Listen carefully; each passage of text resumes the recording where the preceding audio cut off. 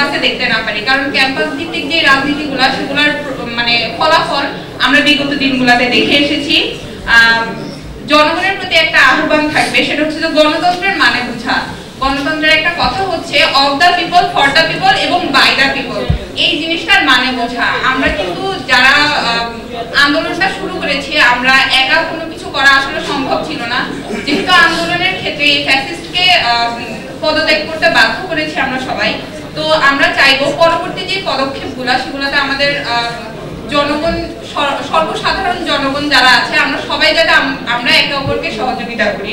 বর্তমান বাংলাদেশে যেহেতু এখনো সরকার গঠন হয় নাই এবং প্রশাসনে কিছু জটিলতা তৈরি হয়েছে, তাই সবখানেই অরাজকতা সৃষ্টি হয়েছে। এ বিষয়ে বৈষম্য বিরোধী ছাত্র আন্দোলনের পক্ষ থেকে আমরা কাজ করার চেষ্টা করছি এবং আমরা প্রশাসনের সহযোগিতায় আমাদের কাজকে কিভাবে বেগবান করা যায় সে বিষয়ে আমরা প্রশাসনের কাছে আমাদের কিছু দাবি নিয়ে এসেছি এবং আমরা বিশ্বাস করি প্রশাসন আমাদের সেই দাবিগুলো আমাদের সমন্বয়ে বাস্তবায়ন করার চেষ্টা করবেন। আমাদের দাবিগুলোর মধ্যে প্রথমেই আছে শহর থেকে গ্রাম পর্যায়ে সাম্প্রদায়িক সহিংসতা, লুটপাট, চাঁদাবাজি, যানবাহনের নিরাপত্তা নিশ্চিত করার জন্য প্রশাসনের দৃষ্টি আকর্ষণ করছি। রাষ্ট্রীয় সম্পদ রক্ষায় প্রশাসনের সর্বাত্মক সহযোগিতা কামনা করছি। রাষ্ট্রীয় বিভিন্ন স্থাপনার নাম পরিবর্তন করা হচ্ছে, আপনারা জানেন।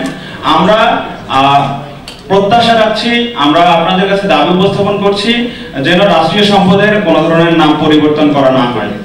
এছাড়াও বাজার নিয়ন্ত্রণে সর্বাত্মক সহযোগিতা কামনা করছি, কেননা বাংলাদেশের অবস্থা খুবই শোচনীয়। আমরা যদি বাজার নিয়ন্ত্রণ করতে না পারি, আমাদের খেটে খাওয়া মানুষ, মেহনতি মানুষ খুবই বিপজ্জনক অবস্থায় আছে, তারা কোথায় যাবে? আমরা প্রশাসনের দৃষ্টি আকর্ষণ করব, আপনারা অতি দ্রুত সময়ের মধ্যে বাজার নিয়ন্ত্রণ করবেন। আপনাদের প্রশাসনের উপর যারা যারা চাপ প্রয়োগ করেছিল এবং আপনাদের প্রশাসনের উপর যারা হুমকি প্রদান করেছিল যে ছাত্রদেরকে মারো, ছাত্রদেরকে ধরো, ছাত্রদেরকে পুলিশ দিয়ে হামলা করো, তাদের লিস্ট নিচ্ছে আপনাদের কাছে আছে। আপনাদের সাথে অবশ্যই ওরা কন্ট্যাক্ট করে আমাদের উপর হামলাটা করেছে।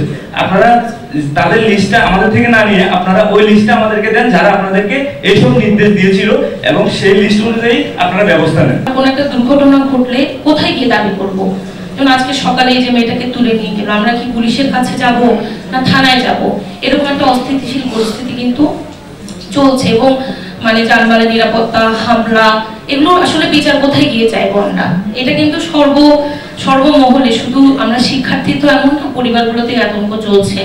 তো জেলা প্রশাসক সহ এখানে নেতৃবৃন্দের কাছে আমরা প্রত্যাশা করব এই সময় চট্টগ্রামে যে আতঙ্ক বিরাজ করছে এবং মানুষের যে যানবাহনের যে নিরাপত্তা, সেটা আগে নিশ্চিত করতে হবে। প্রথমে সরকারের পক্ষে আমরা করেছি যে সরকারের কাছে একটা দাবি জানিয়েছি যে আমাদের কোটার একটা যৌক্তিক সংস্কার চাই, কিন্তু পরবর্তীতে আমরা সবাই উপলব্ধি করেছি যে আমাদের আসলে কোটার না, আমাদের সরকারেরই পরিবর্তন দরকার। সেই ক্ষেত্রে অসংখ্য সাহসিকতার সাথে আমাদের সহযোগিতা করেছে আমাদের সাধারণ মানুষরা। আমরা যখন আন্দোলনে গিয়ে টিয়ার শেল খেয়েছি, ইট খেয়েছি, পাটকেল খেয়েছি, আমাদের আঘাত হয়েছে, তখন কিন্তু রিক্সা চালক যারা আছেন, সিএনজি চালক যারা আছেন, আশেপাশে যারা স্থানীয়রা আছেন, তারাই কিন্তু আমাদের সাহায্য করেছেন। তারা যদি সাহায্য না করতেন, আজকে এখানে যারা আছি কেউ আসলে এখানে বসার যোগ্যতা রাখতে পারতাম না। আমরা চাই আমাদের দেশে প্রত্যেকটা স্থাপনা যেমনি করা হয়, অনেকগুলো নামকরণ করা হয়, এই আন্দোলনে যারা শহীদ হয়েছে তাদের নামে মুরাল বা স্থাপনা বা স্তম্ভ করা হয়। আরেকটা বিষয়, আমরা শুরু থেকেই আন্দোলনের পক্ষে, আমরা স্বাধীনতার পক্ষে। আমরা চাই না স্বাধীনতায় যারা মুখ্য ভূমিকায় ছিল, বঙ্গবন্ধু থেকে শুরু করে শহীদ জিয়া বা শিল্পাচার্য জয়নুল আবেদীন, বীর শ্রেষ্ঠ, এদের কোনো স্থাপনা যাতে ভাঙচুর করা না হয়, আমরা এর বিপক্ষে সরাসরি অবস্থান করছি।